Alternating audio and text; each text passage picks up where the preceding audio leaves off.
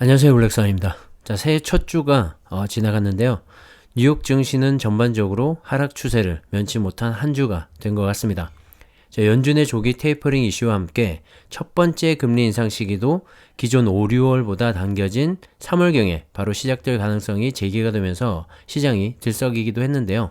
자, 그 정도까지는 10분 이해를 한다고 쳐도 강력한 한방이 있었죠. 바로 양적 긴축인데요. 금리 인상과 더불어서 시중에 풀어놓은 달러까지 함께 걷어들일 수도 있다는 양적 긴축 얘기가 나오면서 시장은 예상치 못한 결과에 우려하는 모습이었고, 특히 기술주 중심의 나스닥 지수가 다소 큰 폭의 조정을 이어가는 모습입니다. 10년물 국채 금리인데요. 지난 금요일 장중에 1.8%까지 찍으면서 지난 2020년 1월 이후로 최고치를 나타내기도 했습니다. 지난주 1.76%까지 상승을 했는데요. 현재도 상승을 하고 있는 상황입니다. 자, 국채 금리의 상승 추세가 정말 만만치가 않습니다. 자, 일주일 동안 계속해서 상승세를 유지하고 있고요. 12월 말에 1.51%에서 1.76%까지 꾸준히 상승을 하고 있는 그런 모습입니다. 역시 3월 달에 금리 인상에 대한 압박이 작용하는 것 같고요. 그로 인해서 지난 한 주 동안 나스닥 지수는 4.53%나 급락을 했고, 다우는 0.29% 하락, 그리고 S&P 500 지수도 1.87%로 하락을 했죠. 자, 미국의 10년물 이 국채 금리가 2020년 1월 이후로 최고치를 보이면서 정말 무섭게 상승을 하고 있는데요. 단기적으로 정말 어디까지 상승하게 될지, 또 그로 인해서 나스닥 기술주들의 상승에는 얼마만큼의 제약이 있을지도 지켜봐야 할 것 같습니다. 자, 조정이 깊은 이 나스닥을 비롯한 미국의 증시가 반등의 기회를 잡을지는 이번 주에 있을 몇 가지 이슈들이 상당한 영향을 미칠 것 같습니다. 먼저 11일 예정인 미 연준 의장의 제롬 파월 의장이죠. 제롬 파월 의장의 인준 청문회가 있는데요. 지난 연준의 의사록에서 위원들이 대체로 경제와 노동 그리고 인플레이션에 근거해서 애초 예상했던 것보다 이른 시점, 그리고 좀 더 빠른 속도로 금리를 인상하는 게 정당화할 수 있다는 점을 주목했었죠. 자, 거기에 대해서 양쪽 긴축까지 나오고 있는 상황인데요. 자, 이날 청문회에서 제롬 파월 연준 의장이 이와 관련해서 어떠한 입장 표명을 하는지에 따라서 증시는 또 한번 요동칠 것 같습니다. 양적 긴축 얘기가 나오자마자 시장은 곧바로 반응을 보이면서 빠지고 있는 모습인데요. 자, 이런 시장의 부작용을 염두에 둔 다소 완화적인 그런 발언이 나온다면 증시에는 호재로 작용을 하면서 반등을 한번 노려볼 수 있겠지만, 그와 반대로 인플레이션을 잡기 위한 강경책들을 쏟아낼 때는 다시 한번 정말 크게 빠질 가능성도 있습니다. 과연 연준 의장이 어떠한 입장을 내세울지 걱정 반 기대 반이고요. 개인적인 생각으로는 일단 한 차례 진화에 나서지 않을까 생각을 합니다. 양적 긴축 얘기는 처음으로 시장에 등장을 했고요. 시장의 충격을 완화하기 위해서라도 시장과 소통하면서 적절하게 맞춰가지 않을까 생각을 하기 때문입니다. 자, 이번 주 가장 주목해야 할 이벤트라고 생각을 하고요. 함께 지켜보시면 좋을 것 같습니다. 그리고 이어서 12일에는 미국의 CPI 지수, 즉 소비자 물가 지수가 발표가 되는데요. 자, 연준에서 완전 고용과 함께 금리 인상 기준으로 삼고 있는 게 바로 물가 상승률이죠. 지난해 11월 CPI는 전년 동기 대비 6.8% 상승하면서 1982년 6월 이후로 최고치를 경신할 만큼 급등을 하면서 인플레이션 우려를 더욱더 키우고 있는 상황인데요. 자, 12월 CPI 지수가 어떻게 나올지에 따라서 시장에는 또 한 번의 충격을 줄 것 같습니다. 자, 월가에서 집계한 12월 예상치는 11월 6.8%보다 높은 7.1%까지 내다보고 있는데요.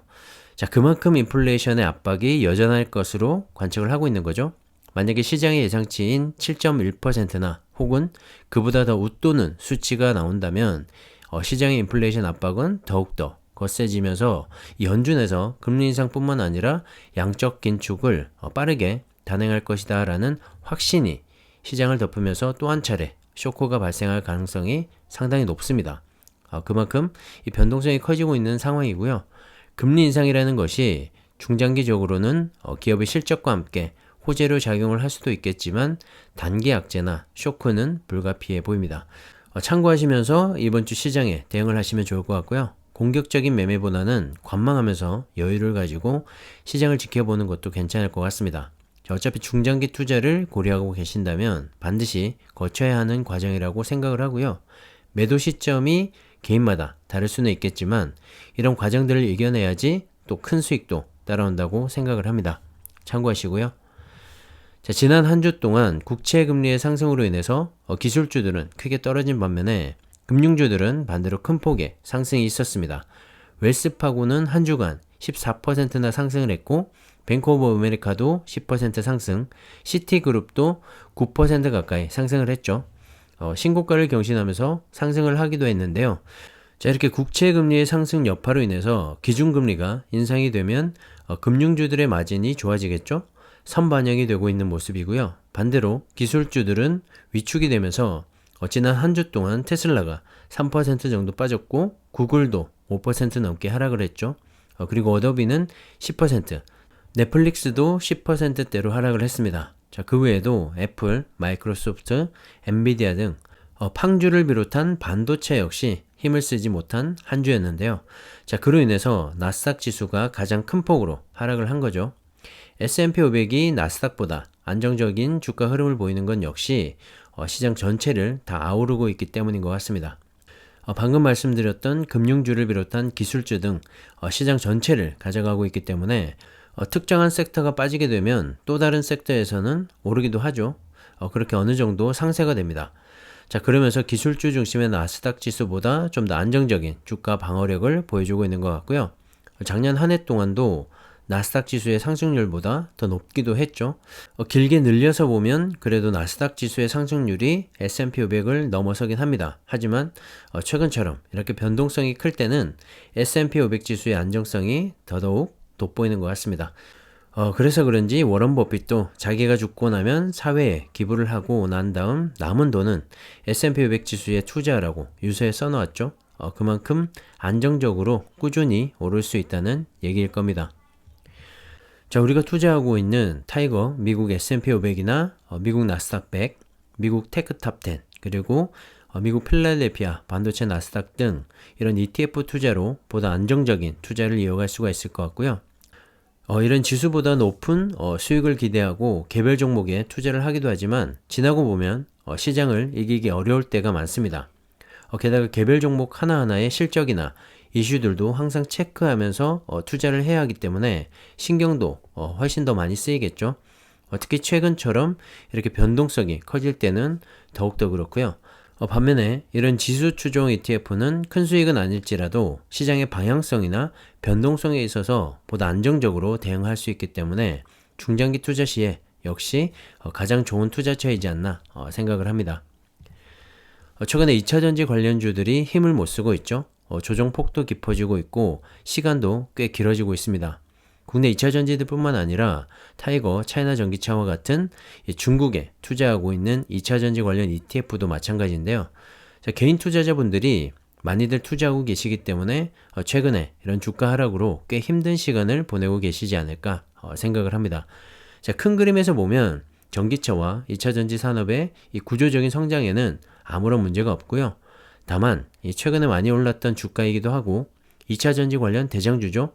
LG에너지솔루션의 상장이 코앞으로 다가왔기 때문에 수급적으로 영향을 받을 수밖에 없는 상황입니다. 그래서 2차전지 관련주들을 비롯한 코스피와 코스닥 전반에 영향을 주고 있는 것 같습니다. LG에너지솔루션의 공모 금액을 보시면 하단을 기준으로 10조 9,255억 원, 상단을 기준으로 12조 7,500억까지 커지게 되는데요. 작년 한 해 동안 코스피 공모 금액이 16조 618억 원이었는데 작년 한 해 동안에 최소 66%에서 최대는 77%에 해당할 만큼의 정말 대규모 상장이 진행이 되는 겁니다. 이렇게 사상 최대 규모의 IPO를 앞두고 있는 상황에서 LG에너지솔루션의 시총 비중만큼 다른 종목의 비중이 감소할 것이고 또 그로 인해서 코스피와 코스닥 전체에 수급적인 영향을 끼칠 수밖에 없습니다. 특히 2차전지의 대장주답게 관련된 중소형 2차전지주들의 비중 조절이 생기게 되겠죠. 자, 그렇기 때문에 안 그래도 수급적으로도 좋지 않은 상황인데 2차전지 관련주들이 더 큰 조정을 받고 있는 것 같습니다.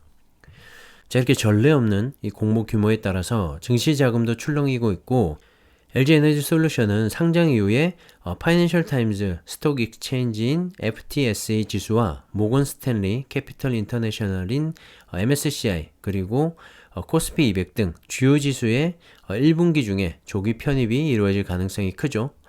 이에 따라서 해당 지수를 추종하는 국내외 ETF의 리밸런싱과 특히 2차전지 ETF 등의 자산 재조정이 유력하고요.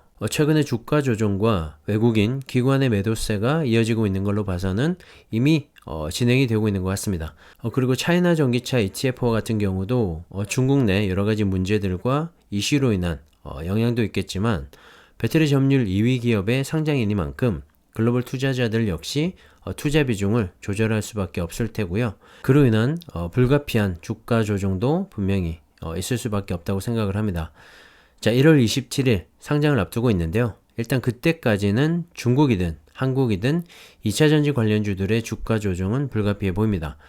LG엔솔이 상장 후 시총 70조 원의 코스피 3위 진입이 정말 유력해 보이는데요. 수급 문제와 비중 조절 등의 문제는 생길 수밖에 없다고 생각을 하고요. 2차전지 산업의 이 구조적인 성장엔 여전히 문제가 없기 때문에 LG 에너지 솔루션의 상장 이슈가 끝나고 나면 다시 탄력을 받고 상승해 가지 않을까 생각을 합니다. 최근 긴 조정에 너무 걱정하지 마시고요. 참고하셔서 투자하시면 좋을 것 같습니다. 자, 오늘은 여기까지 하겠습니다. 감사합니다.